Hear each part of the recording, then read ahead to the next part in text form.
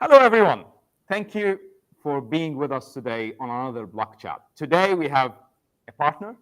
Jim and Barry will take us through very interesting stuff. And to me, what we're doing today and what Jim and Barry are doing alongside Blocksquare is super interesting because I believe that they're getting on chain an asset class that's meant to be on chain. And we will discuss. I don't want to talk much. I don't want to do many introductions. I'll leave it for Jim.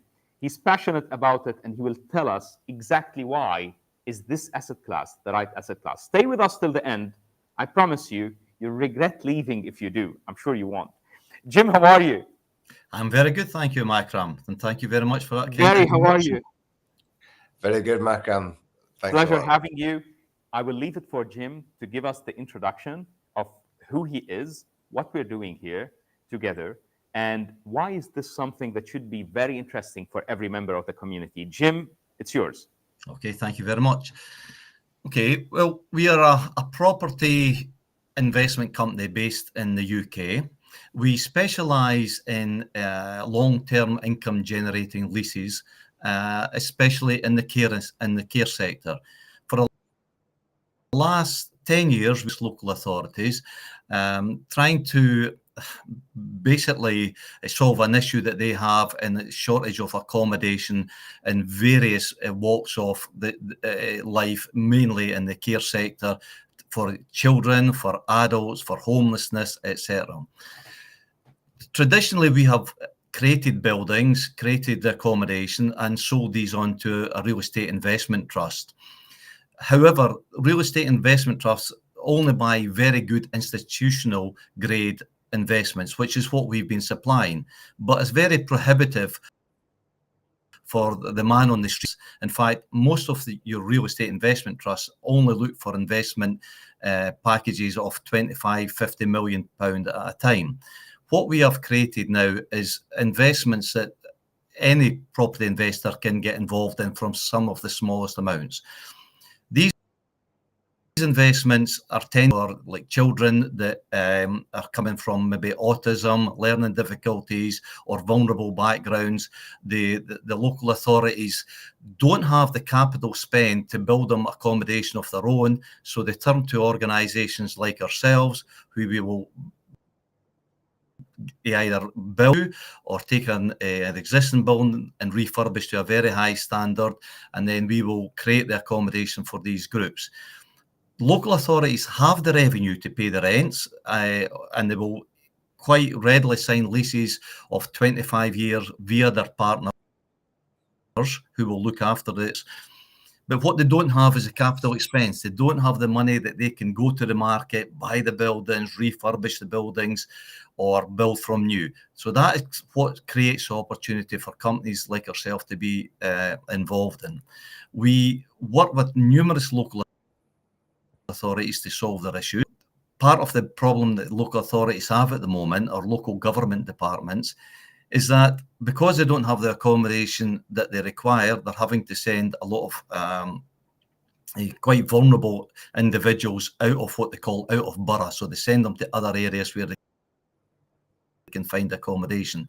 Now, that is a disadvantage in the group they're meant to be helping with, because a lot of if you take children, for instance, a lot of children that are in these accommodations really require some familiarity, and that tends to be either a school, it can be a grandparent, it can be their parents.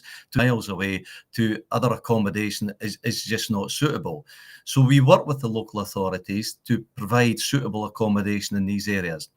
The accommodation can come in many forms. It can be anything from a standard house that's adapted with the usual adaptations of fire door alarm systems, all the safety mechanisms in place, to purpose-built blocks of units. We've just finished one that's 23 units, which is for individuals who have got what they call complex needs care.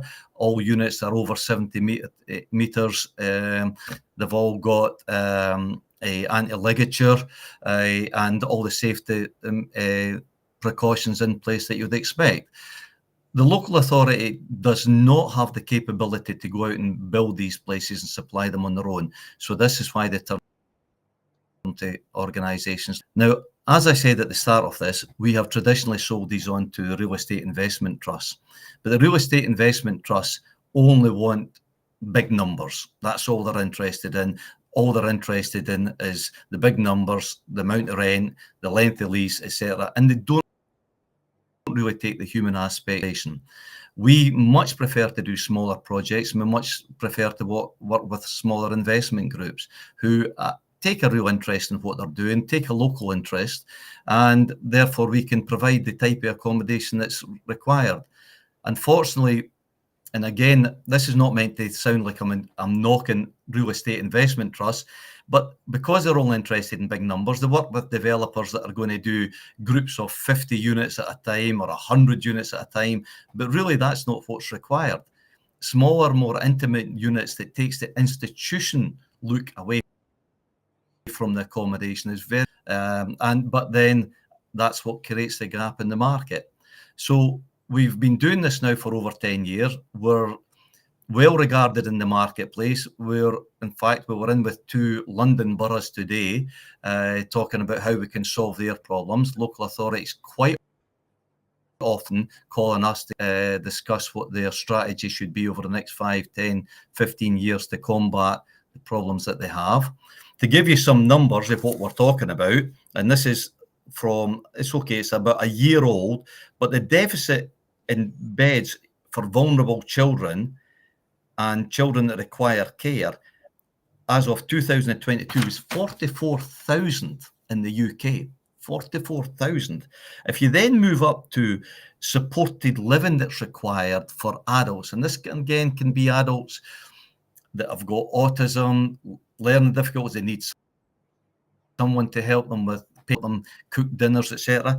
You're talking about 400,000 beds required in the UK presently. This number is only growing every year. It's never, ever going down. So therefore, unless we or someone does something fairly dynamic, this market, huge length of time, and it creates the opportunities that it's creating for us at the moment. From a socio-economic point of view, it gives you a great good feel factor because you know you're providing the right accommodation in the right places for the right people that require it. And from an economic point of view, it makes sense because you're helping local authorities. We've all heard the stories, Birmingham, Nottingham, local authorities all going bankrupt. If you read why Birmingham went bankrupt, one of them was because they were having to send so many of their children and adults out of area and were spending so high fees on other out with their Birmingham area. So by investing in this sector, you're helping so many different people. You're helping the adults, the children that it's meant to help, but you're also helping the local authorities solve a very big headache that they currently have. And that is why we're involved and still have a passion for it. I believe here it should have been clear for everyone. The reason I said in the beginning, this asset class is meant for tokenization. So if I can here summarize what we're talking about, what Jim mentioned here is that cities and towns and cities want more boutique solutions rather than the huge solutions of a 50 million pound a hit that an institutional investor is usually interested in, because it's not feasible for a REIT to do investments of 5 million pounds or 10 million pounds. With the structures they have, with the non-efficiency that runs within the structure, you get to a point where smaller does not work. And that's why you need a minimum ticket price to go for. That's one. Two, it's an investment that has a social aspect, but let's look at the commercial aspect of it, because every investor out there who may have a social interest has commercials when he's looking at an investment in front of him as a main. Your tenant is mostly the local government. Your tenant is mostly a party that's related and that's connected to the local government that does have the budgets to house. It can be elderly. Over here, it's children with special needs, probably. They do house those children, and they do have the budget to do that. and they do usually secure long-term leases because it doesn't suit them to create a new center or a new facility every few years. So they take longer leases. You have more secure leases than having an average Joe tenant. It's not a commercial tenant usually, or it can be in some instances, but most of the time you have that security and you have decent return. And that's a formula that makes sense. Thank you so much, Jim, for running us through No this. problem. I'll go to Barry, and then I have much more to get out of Jim because I'm so interested in that side. I'm so interested in the nitties and gritties of what is happening on the ground in the Vincities they're working, in the coming project that's being launched, in the experience to date. So we have much to discuss going forward. But let's go to Barry and see what Barry has to tell us about the technology, as well as how it's all making sense with real estate. Barry, how are you? I'm great, Mark. How are you? Very good, very good. So, Barry, we've heard from Jim. However, there is a technology aspect to make what Jim possible. What Jim mentioned is a wish to be possible. There's a technology element, and there's many elements of that. How does it make sense, and how is it working for you today? Sure. Well, we started looking into tokenization, must be about 2 years now. I've known Jim for a long time, probably about 20 years. We've sold a lot of assets traditionally together. And it was about 2 years ago I started looking into the blockchain element, because what I realized, we've got such a fantastic product here, which, you know, directly benefits society, and it's just not accessible to the average person. They just can't get into it. So we looked into tokenization. We came across Blocksquare. I've been with Blocksquare now for coming up 2 years, a long time. We've put a lot of work into our rollouts, a lot of work into making everything right. I'm the head of asset advisory for Crypto Snacks. I'm also the token people, CEO of the token people, which is managing the technology in the background. So we basically understood that with our tokenization technology, our investors can own a piece of these institutional grade assets for obviously a fraction of the price. Now, what we also understood was that when we have our token, because these are 25-year contracts, the token has what you could almost call a guarantee, because the rent is paid every single. Barry, here we're talking about lease contracts. It's not the ownership of the property. We're talking about lease contracts. The lease, so the returns. Sorry, just wanted to point that out because some people may be mixed up.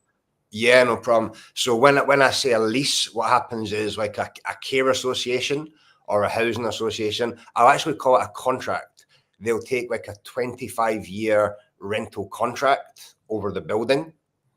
What that means is that the housing association is responsible for all maintenance, all repairs, and voids for that full 25-year rental contract. So from the token holder, there is no liability for that full 25 years for any repair, any void, any missed payments. So if your rent was, for example, £100 a month, that is exactly what you will get. There will never be a time where we say we had a repair, we had a void, we had to deduct this. There will never be any deductions.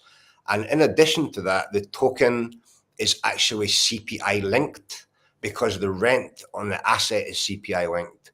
So what that effectively means that the token will never go down in value, because the CPI is upward only, which means if CPI goes up XYZ% per year, automatically the rent in the building goes up, which will automatically put the rent on the token up. So it was this vision that we had about 2 years ago now, that we could create an institutional grade product accessible to the average investor. And that's why we partnered with Blocksquare 2 years ago. We're now rolling out our first asset, Mill Lane. We've done the pre-sale. We're looking to really put it in the Blocksquare community first, to give them first access before we do a bigger rollout. So yeah, I mean, Makram, if you get any questions on the tokenized side of things, I'm happy to share more and answer. Sure. I see Jim also wants to say some stuff. I just want to jump in here for very fast, a few things to say. So CPI is Consumer Price Index. When you look at a lease contract similar to that, when Barry meant it's secure here, meant that the level of risk that you get with such contracts is very low. Now, there's a risk in everything. Yeah, in us having this chat, there is a risk.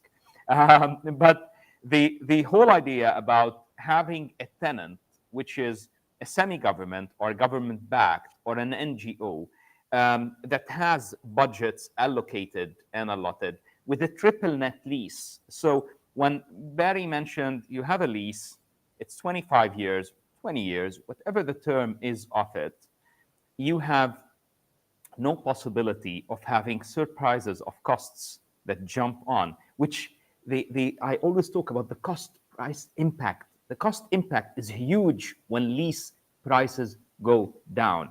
If you have a property that today rents at £1,000 and has a cost of £100, and that's 10% as a cost.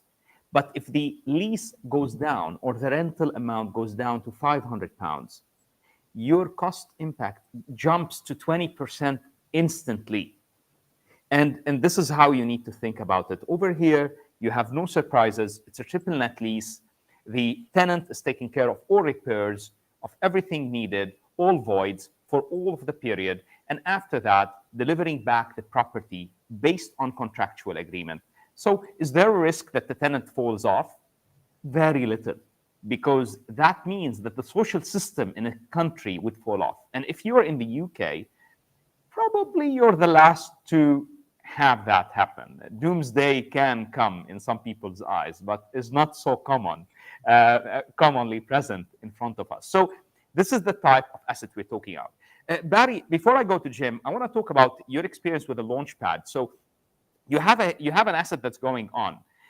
You've had a successful experience with the Launchpad, and we've explained the Launchpad several times, and you have looked at the Launchpad as a community. But here is a project that was supported through that.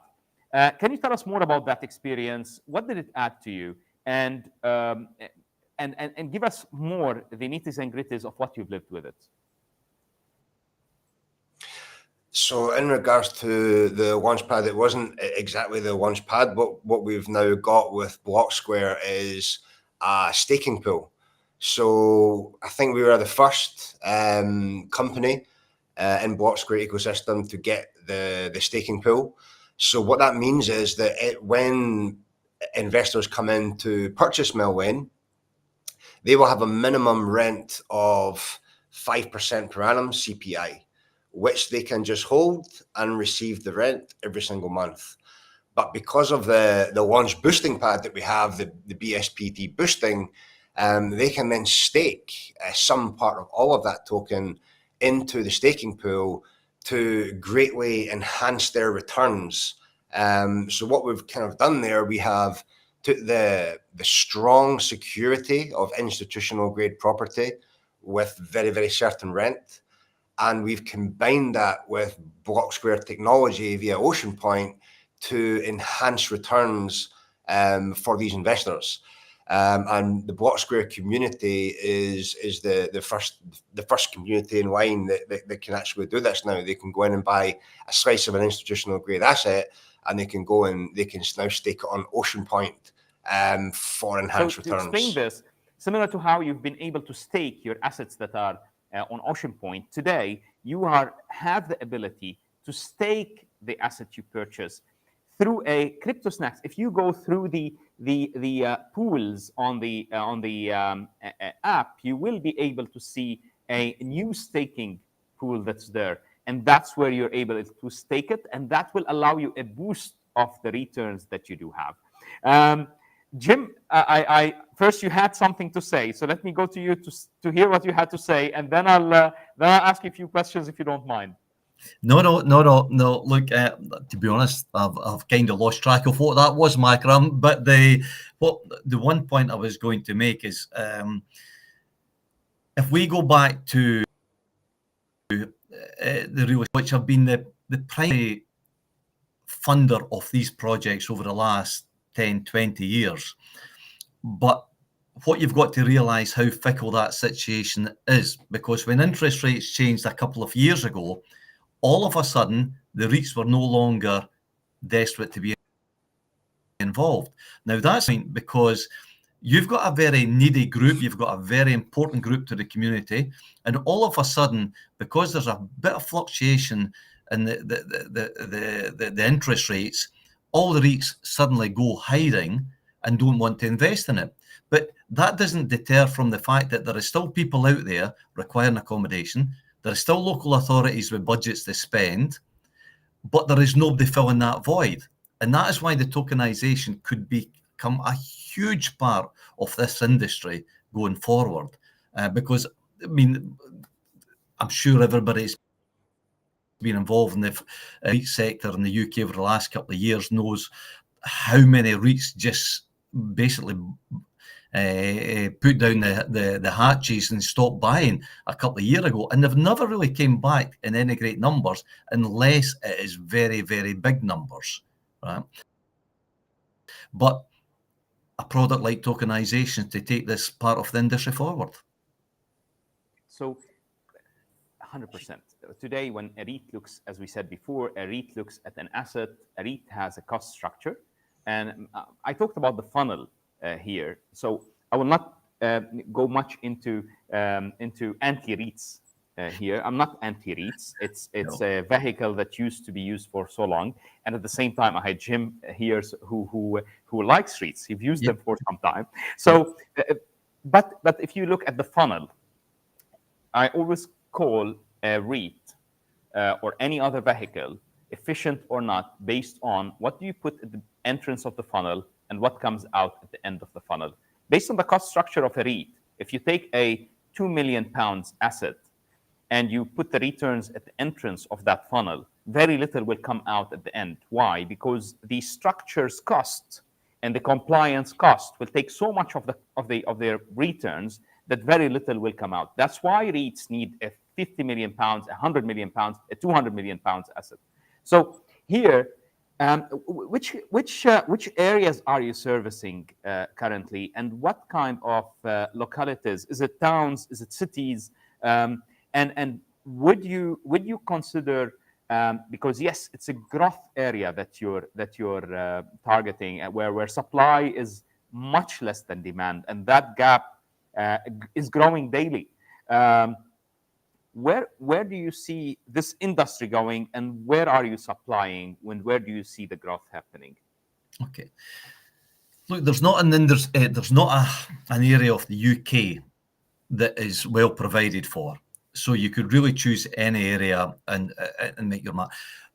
From a purely practical point of view, we try to do them in cluster, mainly because of the availability of construction skills, etc. For instance, the project that was launched today is in the sort of Greater London area. We've got, I think, 6 projects on in that area at the moment. But again, any great strategic initiative more than we knew we had the construction teams in that area. We know there's a great demand. We get the Greater London area has been one of the worst affected areas, because if you look at it from a developer's point of view, I could say outside Manchester for maybe 300,000, 400,000, 500,000 and get the same revenue from a building that I've just paid 1.2 million for in London. The revenue and the fees for the residents will probably be pretty similar, but the cost of the building's obviously far greater. But we saw the Greater London area as an opportunity, because also you've also got to factor in the capital growth on that building over 25 years in Greater London area is going to be far greater than Manchester, so it counts over a period of time. But look, we are probably, I think we've got 4 new build sites on it to go at the moment, and we've probably got about 10 refurbishment projects on at the moment, and they're probably from London to the central belt of England, and a great strategic reason for them, but really we were just doing it in clusters as to where we could get the construction skills. We had good relationships with the local authorities. You've also got other accrediting bodies to take into account, because Ofsted are for children, they will sign off the Home Care Quality Commission are for adults. So relationships is very important. So we kind of work where we've got the good relationships and the good availability of skills. Makes much sense. So you secured the demand. At the same time, you created an economy of scale by having rather than one project, few projects in the same same area. So everywhere is opportunity all over the UK, but probably you've gone through the opportunity that you felt is closer to ripen for you and to pay off for you. Yes. That's cool. And that's important when we do investing. Real estate is local, and it depends on that type of relationships you have, not only with the client, the end client, but also with builders and with all the other suppliers who create elements of a successful investment. Jim, do you manage those properties yourself? No, but we always use established care providers. We bring in we work with some of the biggest organisations in the UK. I don't know if you want names mentioned or not, but we work with things like the Priory Clinic, the YMCA, who have all been, or YMCA is actually more. They will take the contract, they will run the training, and we also work with smaller, more bespoke. You tend to find in the children's services, smaller companies that maybe manage 10, 15, 20 homes, whereas maybe the YMCA has got 200 or 300. But they tend to be mainly with adult provision, etc. So we work with a lot of very established household names, and equally the local authorities. We get invited in from boroughs to some of the smaller, more rural communities. I mean, obviously, if people know accents, they'll know I'm from Scotland, and we've been working up the north of Scotland in Inverness, and we've been working in the boroughs of London. And as I said, it greatly depends as to and where we get where the opportunity is. Perfect. I will need to go to Barry here. If I continue talking to Jim about real estate for the coming 2 days, probably we'll never stop that chat. Barry, let's start with where it started. So obviously you've started looking at real estate tokenization some time ago, but probably you've been in blockchain before, and there's reasons why I looked at real estate tokenization. So you have lived the experience of studying the whole market, technology, and where can it pay off best and why. Can you give us, please, run us through this and what made sense, one, and how did you get to Blocksquare, and why did you choose Blocksquare? It's too many questions, but I'll give you the space to go through all of it. Sure, no problem.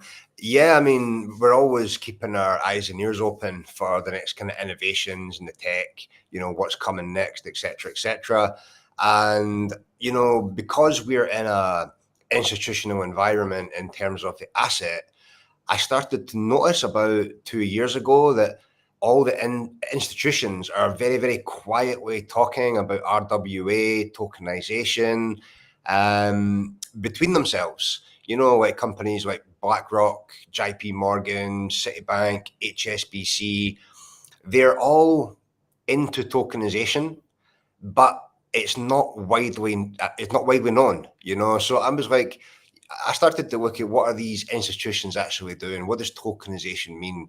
Okay, this is what they're doing. We started to hear about asset tokenization, and obviously I live in Asia. I live in Indonesia, Bali, and over in Asia, it seems to be a wee bit more of adoption than it was in the UK. So I just started doing a lot of research into it, and I came across Blocksquare. I actually think I Googled like top 10 tokenization companies. I came across Blocksquare. I seen what they were doing. It looked very, very interesting, providing the infrastructure, etc., etc.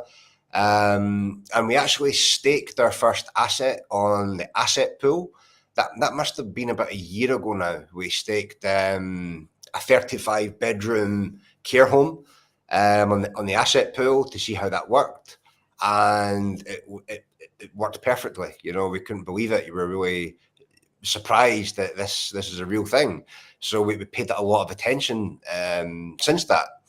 And I think since today, we've got about 20 million now staked on, well, not 20 million, 20 million asset value. So about 2.6 million of live stakes on the asset, the issuer asset pool. A lot of that's from Jim and some other clients as well. So that's how I found Blocksquare, I found tokenization. And my personal view is that this is a big kind of kept secret at the moment. All the big institutions are doing this. They're all very quiet about it. And by the time it goes mainstream, by the time, you know, the taxi drivers and the average people are talking about tokenization, that's where early adopters like ourselves will be very, very way ahead of the game. And that's our aim. We want to be ahead of the game with this because we know it's going to be such a big thing in the future. So you've looked at tokenization, and it made sense because first, all the big players are doing it, and at the same time, it made sense probably because you've seen that asset class has not been disrupted since a very long time and is meant to be disrupted. Now, when you chose the asset class, did you choose the asset class because of your knowledge of that asset class, or have you looked at other asset classes or other categories of real estate and you said this is the right one to be tokenized for me? Yeah, personally, I feel this is the right asset class simply because if you're a token holder anywhere in the world, you do not have to worry about your rent because your rent is effectively backed by the local authorities and government. And that was one of the biggest things for me for this asset class. Anyone, anywhere in the world can purchase these tokens, these institutional grade backed tokens.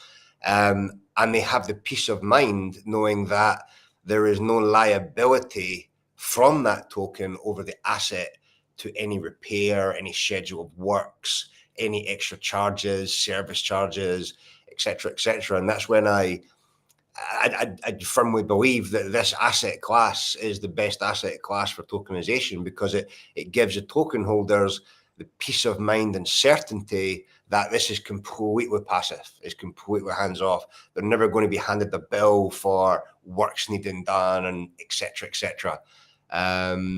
That's why I'm 100% behind this asset class. Tell us more about Crypto Snacks. Tell us more about how and what and why. And where do you see, again, the growth towards the future? Where are we going here? Yep, so I've been working with Crypto Snacks for about 2.5 years now. Crypto Snacks want to get into real estate tokenization. They have a very big community of snacks holders. We actually just ran a little competition there on the Discord channels and stuff for snacks tokens and BST. I think that's still ongoing.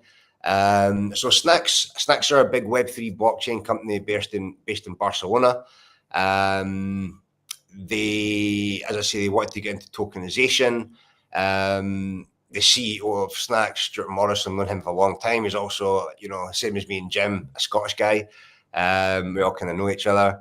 So basically, we are taking them on as like a branding partner. So we are branded with them because they have a big reputation. A lot of people know them. They have a lot of trust. They basically looked at our product. They looked at the asset class. They looked at what we're doing. And they were just blown away by it. They actually said, you know, this is going to be the next biggest thing. What you guys are doing here is just absolutely incredible. So we have partnered with Crypto Snacks. We have partnered with Safest Houses, Jim's company, and the three of us have put this all together into a very credible wrapper where you have a very public-facing company like Crypto Snacks, who you can Google, you can see the stuff they're doing. You have a very credible building company like Jim has, building the care homes, and myself, the Token people, we have put that all together into a nice package, and we're now ready to go to market with it. Perfect. I wanted also to know about the Token people, and you're putting this together. Your knowledge and experience, obviously, as well as your research, gives you an indication of where should the energy be invested for the future. Where do you see a growth area, and how big do you see it going? And I'll reach after that to Jim, Yeah. asking him first about Safe as Houses. The name first is interesting to me, so I need to start there. I didn't do an initial introduction because the space was all yours, but it's very important and interesting to know all of those details. Back to you, Barry. Yeah, sure. Yeah, so we see this going very, very big.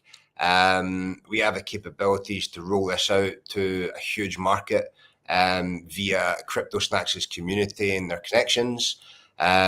Jim, which I'll tell you about in a minute, has a lot of scale, so we can bring on we kind of judge it by demand supply. So if we're having lots of demand for people that want to buy these type of assets tokenized, we can very, very quickly scale up to bring on a lot of units per year, which is what we're planning to do. Obviously, the first unit that we're doing is, you could call it a bit of a beta test. You know, we've tokenized it, we've launched it, it went live today. We're gauging, you know, where to kind of put the marketing on it. Crypto Snacks are ready to launch it to their community. But we're just actually giving the Blocksquare community a bit of time first to let it run through, to see what kind of feedback we get. I'm always quite active in the Telegram group. But in terms from scale for us, the Token people, the tokenization, we want to go really, really big, as big as we can, because again, we firmly believe that this industry over the next 2 to 3 years is just going to explode. And we want to be well ahead of the game. You should be. You're with, I believe you're in great hands on all ends here, and hopefully we'll be able to deliver as well as a technology end here as a partner and provider for you. Jim, he's trying to touch on our industry, you know, our game. $600 trillion waiting to be disrupted. And yes, there's nothing bigger today. Now, some people say it's 300, some people say it's $600 trillion. We would be, I believe, satisfied with 20% on either over the coming 10 to 15, 20 years, probably. Jim, Safe as Houses, why? Back in the day when we started the business, it's an age-old expression.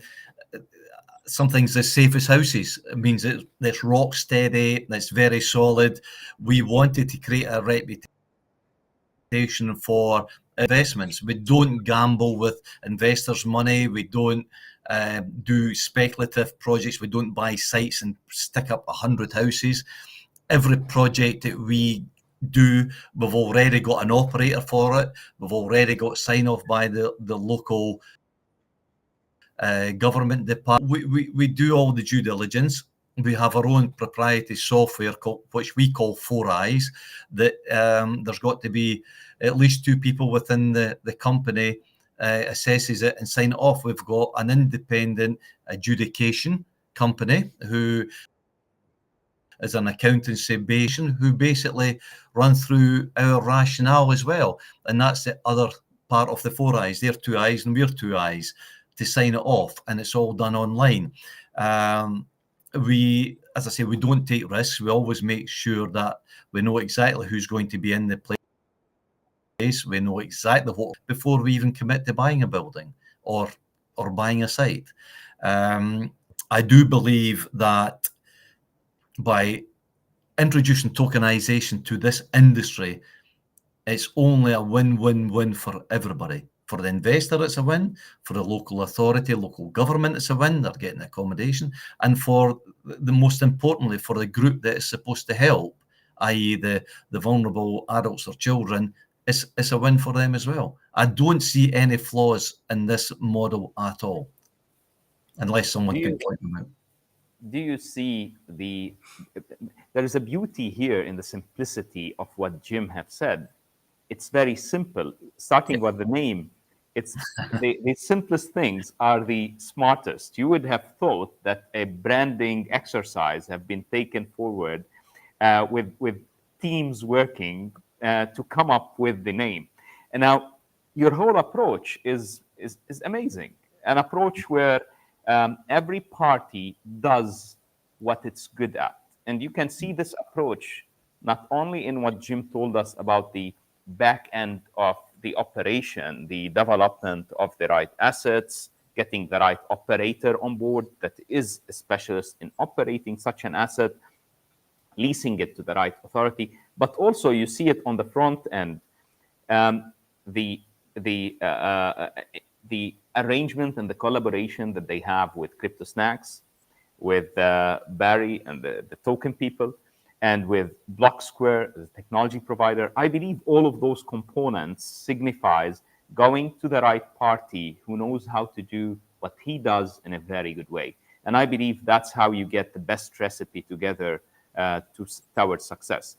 I will go again, guys, we're so sorry, we're beyond 30 minutes, but this time it needs to be beyond. First, we're 3 of us, so give us another 10 minutes because it's 3 of us this time. I'll go back to Barry for any final words you have or anything that I haven't asked you that you would like to share with the whole community, ours and yours, anyone who's seeing us today, and then to Jim.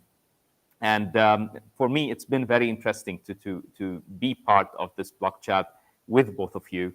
I have big hopes that this could be the next big thing in the UK, especially that it's not only commercially viable, but it has a social aspect that I'm super fond about. Children, the future, and it tells much about everything we do whenever we are catering to children.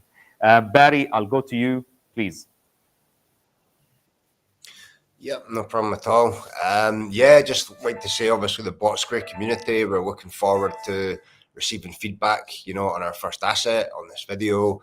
We're all in the same mindset that RWA tokenization is going to be the next big thing, and we're happy to be part of the Blocksquare community on it. So yeah, happy to have you and happy to be partnering with you on this. I believe it's exciting for every one of us. Jim, if you have anything you wanted to talk about, we didn't talk about, any final words to anyone in our community, or any questions that I haven't asked that you would have wanted to be asked? We're very passionate about the 2 aspects of our business, which is the property and the care. And we're very passionate about both. We're passionate about getting the property right in terms of the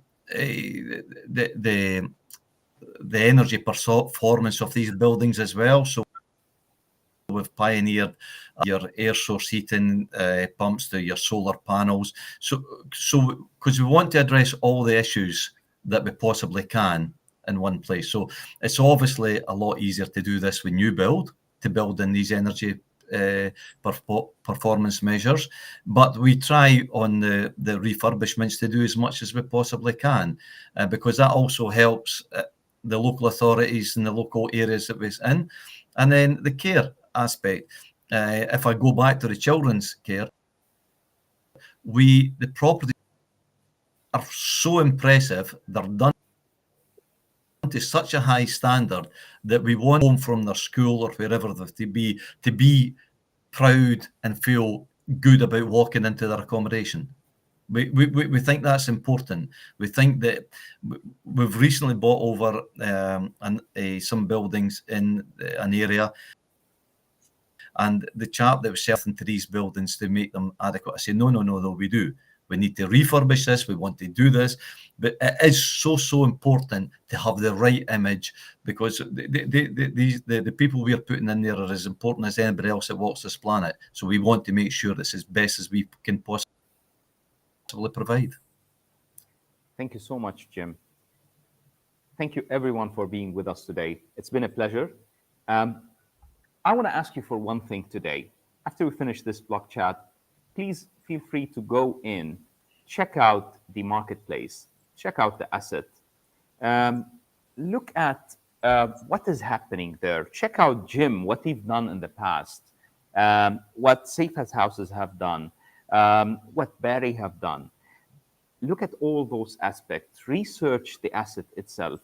The beauty about what you can do is you can see assets that are fully documented, and you can read those documentation, and they're saved immutably. No one can tamper with them after that, so that you can do the right approach and the right step forward within your purchase, if you are going to purchase the token of the asset that is being offered today.